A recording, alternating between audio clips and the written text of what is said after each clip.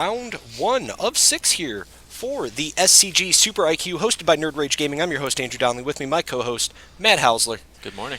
And Matt, we've got him, round 1, baby. F&M champion, Ben Sliwa with Abzan Midrange versus Scott Bowman here with Crackling Jeskai tokens. Yeah, you read that right. This will be a nutty match. I can't wait to see what's in Scott's deck here. It looks like quite the spice. Yeah. It's Jeskai with splashing black for Crackling Doom. Good. And that's pretty much it. Yeah, I'm a little excited. You know, we talked yesterday about how great Crackling Doom is. True. We'll see if it, snaps off. For most of you know who have tuned in the stream, Ben Sliwa here. 28-1-1 is, I think, the record you came up with last night. And something like that. This man's on a heater. Yeah, he's doing it.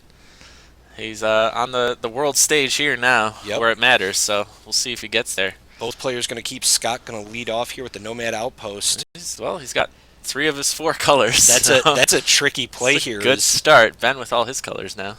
Wonder if he led off with that to kind of put Ben in a position where he thinks he's not playing against a Jeskai token. Sure. Oh, that makes sense. I mean, and if this is his tri-land, always play a tri-land. But yeah, I mean, you guys can pretty much guess Scott's mana base involves playsets of Monastery and Nomad Outpost. Yep. Other things that facilitate his black splash are 2 of Bloodstained Mire. Okay. He's also got 2 mana Confluence, and 2 basic swamps, and 2 Temple of Malice. So I mean, he's deep on the splash for this Crackling Doom. He's going to lead off early with a Dragon Fodder here on the 2. I like that. Some early aggression from Scott. Ben? Yep, those are tokens. All right, so he's going to get some information now for sure. And this will show him what Scott's working with. He now knows what he's up against. So we got Ascendancy Doom. Wow. Looks like a Treasure Cruise, another Fodder, and a... So he takes Ascendancy. Okay. In a Flooded Strand. So taking Ascendancy, I guess... Well, I guess we're not afraid of getting doomed. And we're not afraid of more tokens. So, Ben must be on the plan where he can kind of rely on his Bile Blights or some of his removal and creatures to thin the token ranks. Yeah, I think Ascendancy arguably the most powerful card in that hand. So sure. I could see just taking it. Another Dragon Fodder on the table for Scott. Yep. He's going to be up to 4 Goblin tokens here. He's going to probably get in for 2 with the ones made last turn. I would imagine so. Yeah, I only think the thing Ben is very afraid of is probably just the Ascendancy getting out of control in this deck. Yeah, I mean, it is very much like a Jeskai tokens list still. Yes. Crackling Doom, I imagine, comes in for the Dragon Lords. Comes in against Heroic pretty efficiently. I don't know if it's the greatest here against this Abzan deck. Sure, it relies on big threats like Rhinos, but Sliwa's often playing multiple creatures. Killing his biggest threat doesn't deal with the rest of his board. So. Yeah. Coincidentally, Ben keeping a hand here really good against the other mid-range decks, not very good against the token deck. Definitely a little punishing. A lot of stuff that hurts him. He's got a charm which he can use to draw cards and hurt himself. Another Thoughtseize in hand. Yeah. So he's definitely considering his play here. Looks like he just wants to do nothing. I mean, this sets him up for potential removal with the charm or end step, draw some cards at the end of Yeah, I Scott's imagine turn. that's his line right now. Downfall's pretty miserable against 4 tokens. Yeah. So yeah, Scott just gonna get in for 4. Not even looking back. Seeing if the cruise is online, which looks like it is. It's going to be a fetch. Yeah, so I don't think it matters how Scott sequenced that. Whereas he technically has to fetch first to get that plains to play the cruise. And I don't think Ben has a problem with that. But the fact that you could have delved away that fetch land. Right. I wonder if, I don't think it matters, though. I don't know if Scott has any, recursion or things worth saving in his graveyard. I think everything here is just good to delve once it's in his yard. Sure, just ship it about as fast as you can. Yeah. There's not going to be any way he's going to pull stuff back. Yeah. Doubt there's a Tassiger in the main here. Right. No, it doesn't look like it. I'll go over his deck pretty quickly here, but I'm pretty sure Crackling Doom, and it looks like Butcher of the Horde Okay. and Ashiok Oh wow. are the black spice. in Holy this cow! deck, So he's really made this into a deck that is it's quite a little brew for yeah. sure. I mean, arguably a lot of powerful cards, for sure. and he's got his colors. So Coincidentally, to answer your question, Fernum, quite a few big names here today. We've got Jeff Hoogland in the building. Mhm. Ryan Forsberg's here. Matt Bionte is here as well. We've got who else in the Saw in the Hoey. house? Oh yeah, Matt Matthew Hoey. Hoey's here. Yeah, saw Tragos, and I'd say those are the marquee. yeah, definitely some of the names. bigger names here. So yeah. Alrighty. So Ben, what are you gonna do? Yep. Sure enough, turn 4, play a Siege Rhino. That seems all right. It's a start. Scott with still a lot of action here, though. Very easy to go around this Rhino. I mean, he just refilled his hand, so I'm sure he's got some action to deal. Let's see what he wants to do here. He's going to play another Flooded Strand. 5-man alive. Looks like he's got a Doom at the front. Sure. So I imagine we're just going Doomin'. Yep. Wants to get rid of the Rhino here. Seems real good. Yeah, and then we bash in for 4. Yeah, where's the Bioblade? Am I right? Ben needs to draw one quick. Yeah, he does. So he is off double black here. Yeah, that too. Needs Swamp Did he just draw Bioblade. another Elspeth? Looks like he drew a Fleece main lion. So, yeah, I don't know if he has it for this game. Sure. But this is a best of 3, so I mean, plenty of Magic to be played here. This defense a little bit better here as he's able to run out a Fleece main lion and a Tassie. Yeah, that is the start. Still just a few burn spells away from death, but if he's got him, what can you do? Right. We're not playing blue, so we are at the mercy. Now we'll see a fetch from Scott at the end of Ben's turn. Gonna go find himself a Plains. Yeah, I mean, he's definitely got his 4-color. Man, yeah, this is a brew. No love for green, but, you know, no, he's got it's it. all right. I'm alright with it. Well, yeah, we'll let the green slide this time. So far, so good. You think Scott saw the stream yesterday and heard us talking about how to beat Ben? Sure. Sort of just made this brew.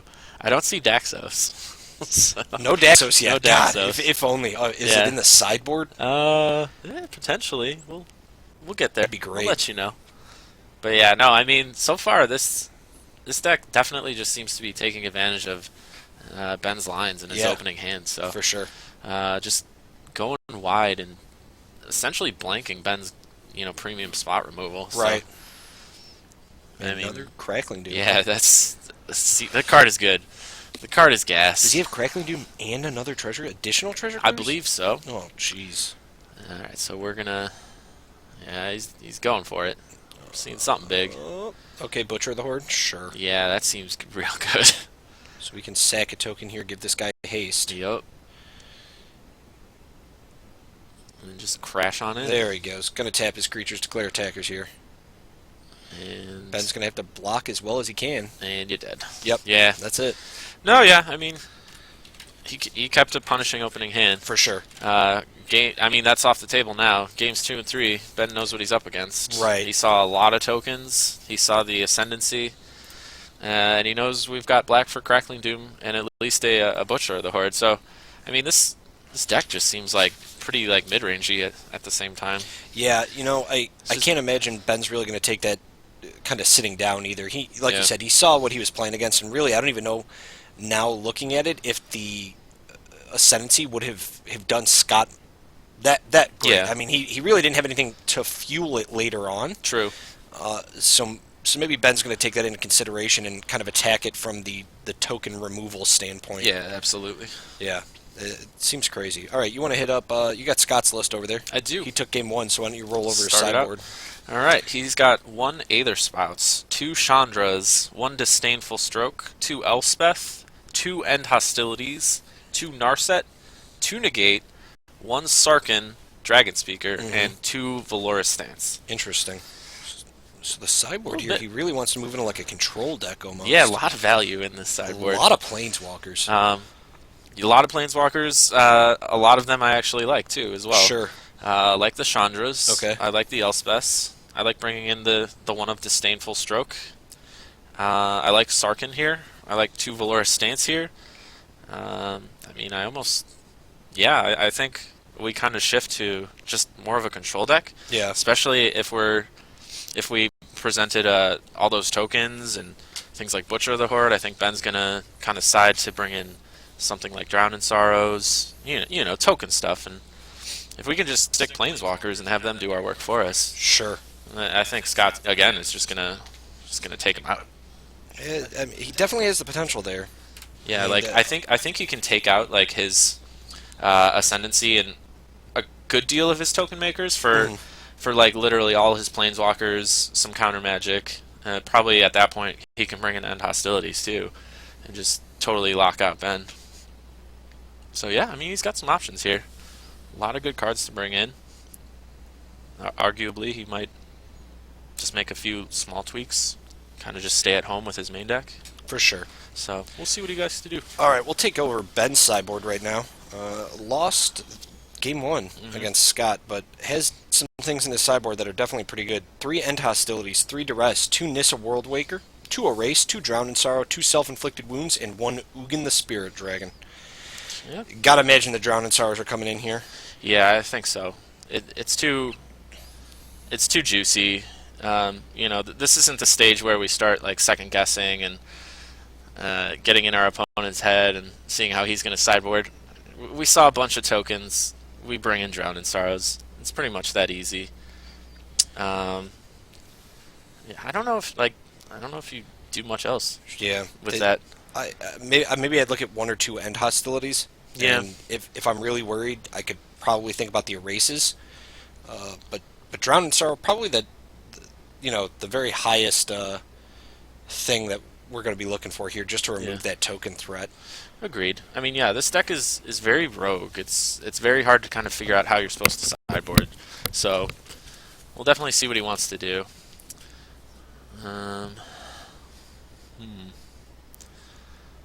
Player's going to continue shuffling here.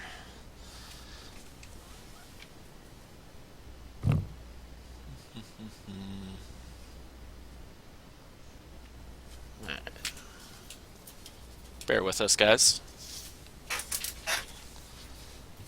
Resolving some issues here. Yeah, I apologize for that. There was a judge call for in between rounds there for some marked cards. So players probably going to take a break as the head judge steps in here and does a quick check, kind of mulls through and goes over some things with the players. Man, round one. Round one already. And this is what we said. This is competitive REL, so we're going to have to definitely be careful about what kind of happens here. You know what I mean? Gotta stay watchful. Yes, always be mindful of how you treat your deck and how you're handling it, because your opponent here is definitely not out to do you any favors. You know what I mean? They are here to win as well. They see 1K. Yes. They see a lot of points. And some invitational points. So, guys, if you're just tuning in, thank you so much for joining us. This is going to be round one here, of this SCG Super IQ. Looks like we've got Scott's deck list handed back to us here from our head judge. So we're going to move back to the feature match, see if we're underway. And it looks like we are good to go. Ben Sliwa on a mulligan here. Going to be down to 6. Scott with his hand fresh on the table, ready to rock this out. Yep. I believe it was just a matter of some shuffling on Scott's part, cards being faced the wrong way. Okay. I mean, I know. Sure. Years ago at Legacy Champs, when it was still hosted at Gen Con, that was something that I was unaware of. When I was fresh in the tournament scene, and sometimes things that just slip your mind. So yeah, exactly. These players who like to riffle, shuffle their decks. Yeah. Sometimes you're just not mindful of the direction, and always a potential for it to happen. I mean, it's So I can't tell you. I can't tell you the number of times, even if I have all my cards facing the right way, that I have drawn my cards upside down too. Yeah. And then you just feel like a big goof. I certainly. Yeah. I mean, it's not fun. Yep. Even when I position my deck, which I think is right side up, and I draw and it's upside down, I kind of freak out a little bit. Kind of get that sense that, oh no. All right, Ben here, ready to rock and roll. He did mull, correct? Yeah, it looks Okay. like it. Down to 6. Looks like he's got Oh, one boy. land. Hopefully he finds some boy, more. oh. That seems bad. I don't know if that's a keeper. I would agree with you. It's a scry land, and he's got a fleece main. It's very risky. The problem is, does 5 get us any better here in Ben's I deck? think so. I think that's one thing to say about these Abzan decks is you can definitely find the right 5 if you find 2 lands, a Courser, or like, 3 lands Abzan Charm. Sure. Which I think that's why Ben is kind of just paying so much attention to this hand, because he's got those things. He's got the Courser, he's got the charms, and he does need to draw them though. So it's, I think it's a little too risky, but he's gonna just snap it off. Ship it to the bottom. I mean, the deck does run 25 lands, which is a pretty hefty amount for a mid-range deck. No, it's justifiable that you find land. Oh, but yeah, it looks like he's getting punished. That's punishing. Yeah, just a little bit. You're right. He does have the potential to draw on a fetch here. Yeah. Find a fleece main. Yeah, like I can see why he'd keep that hand. I just think I'd rather have at least one more land. Ben's gonna lead with the thoughts. It's his only play this turn. Does not draw land again. Seems rough. Gonna lose 2. Oh boy. Staring down a lot of action. Man, if only we could take that land. I mean, look at all these cards, just all in the same deck. I love it. It's nuts. We've got an End Hostilities right next to an Ashiok. Yeah. I mean, Whirling Outburst next to Crackling Doom. Yeah, next to Stoke the Flames. Like, I gotta respect the Mardu of this deck, for sure. But yeah, that is a lot of action. I almost want to call it just Mardu Splash Blue. It's like almost the Jessica's not needed. It's not. Yeah, you're not terribly wrong. Yeah. I mean, that's fine. We could call it like Mardu Jeskai Ascendancy. Sure. I don't know. I like the name though, Crackling Jeskai. Crackling Jeskai is pretty cool. Obviously, going with the fine. players' names here is they have written them down on their deck red sheets. So yeah, I think this was a an SCG article at some point. Sure. I think someone wrote about this deck. Crackling Doom. Yeah, highlighting the power of Crackling Doom. Scott looks like he's taking a little bit more advantage of the Black Splash, though. Sure. I mean, he's got Butcher and Ashiok, so. Ben deciding the right play there is to take the Ashiok. I would agree. Yeah. Yeah, you can't let that thing just do work for you when you're getting land screwed. Right. So. Scott going to get in the red zone here with 2 Goblin tokens. Ben needs to find this other land. Will find it in the form of a Sandsteep Citadel. Comes into play tap, though. He does have a Fleece Main in hand. He's got the Fleece Main. He's got Rhinos. He's got Coursers. If he finds the lands, he could probably still get out of this. We know that Scott does have that Crackling Doom in hand, so if I'm Ben, I'm judging it off of what happened last game.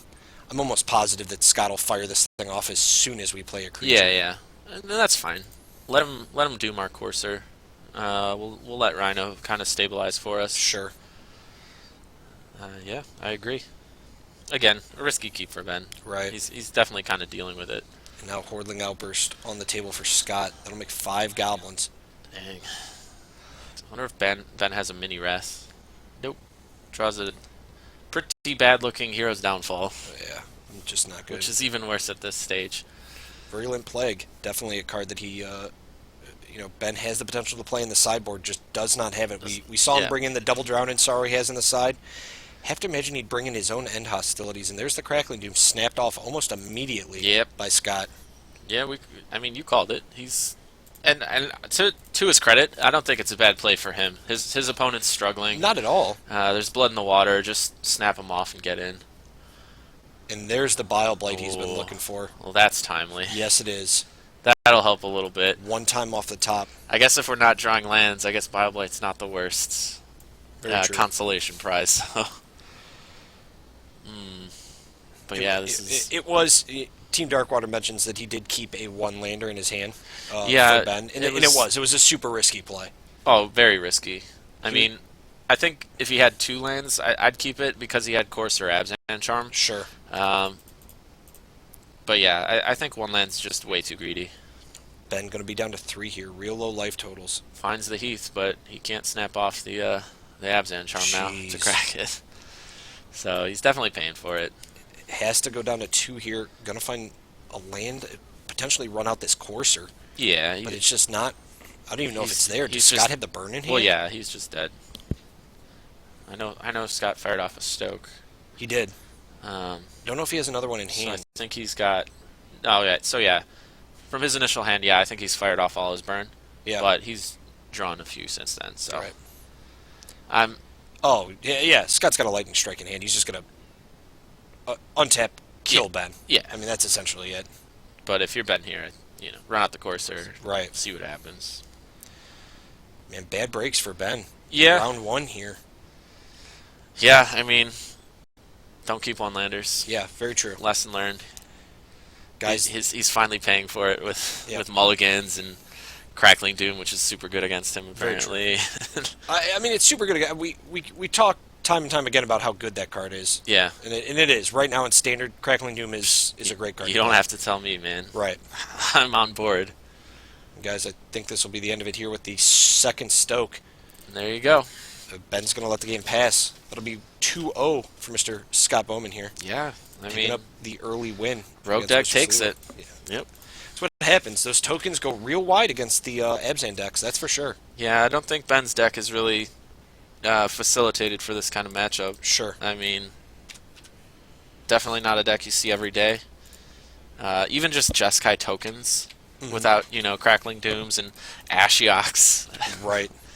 I mean, yeah, like we said, Ben really, with only Drown in Sorrows, a few end hostilities, which aren't that great when you're also committing creatures. Yeah. So, yeah, he kind of just, he got rogued out. Impressive little brew. Obviously didn't draw the sideboard cards he was really looking for, but I have to agree, as people on Twitch chat have said, keeping that one lander was super risky. I understand it was a scry. Yeah. And you're right, he did have the potential to draw himself out of there. But as the Abzan player with 25 lands in my deck, I have to imagine that maybe a 5 would be better. You know what I mean? Even if it's a 5 with a bunch of land and maybe a Thoughtseize and a Drown in Sorrow is really what I'm looking for early on. But, or a Drown in Sorrow Fleece Main Lion. Something that can really get us kind of into the game, play the aggressive game that we want, and then hopefully draw ourselves out later. We know as the game kind of goes on, our creatures are very effective, even in the late. Our larger cards like our Elspeths and our Tassigers, even better. So yeah, Ben definitely he knew if he drew out of it, he'd win. Yeah, because his hand was Rhino, Courser, double Abzan Charm. Right. I mean, all the things there that justify a low land hand. But yeah, I think if you just have one, that's too risky. The odds are just too much against you. Sure. Just mulligan, go to 5, try. It's definitely a hard position, and it is. It's round. I mean, it's round 1 of a super IQ, so you're definitely also trying to get your feet under you, see what the other decks are like. And like we said, when we were walking around, a lot of players were not testing their decks, and that's normally something you see before these tournaments. Is at least guys playing some test games and maybe going through their decks. And a lot of players looks like they're keeping some hot tech close to the chest this tournament. I mean, that is potential. This Crackling Jeskai tokens definitely being one of them. I mean, I'm sort of a fan of this deck right now. Yeah. Just seeing it play, it played out efficiently. It never had land problems. It never got mana screwed or color screwed. Sure. And all the gas is there. I mean, you know me. I like the black. I like Mardu. Crackling Doom put on display there. Yeah. I imagine if Ashiok made an appearance, it'd also just do work. Sure. All these cards, these two cards all working together is really pretty good. Right so very true. Well, guys, that was the end of round 1. We have a total of 6 rounds today. Then a cut to top 8. So a lot of Magic still coming up. Yep. We've got about 26 minutes left in round 1. We're going to take a short break. I'll leave the timer up. We'll be back with you. Hopefully go out, find some more deck information. If you guys are interested in seeing anybody specifically on camera, we can always try to do that for you. We try to go by rankings as the matches obviously get later and later in the evening. But we're always happy to find hot brews, or if there's a great feature match, say, between Hoogland and Hoey, you can bet we'll put that on. Sure. If you guys have any questions for me and Matt and like to talk in the channel, please feel free. We're always going to, happy to answer some questions and talk about things that are either happening within the tournament or happen just here at Nerd Rage, or whether it's questions about decks, formats. Life in general, guys. Yeah, anything. We're here.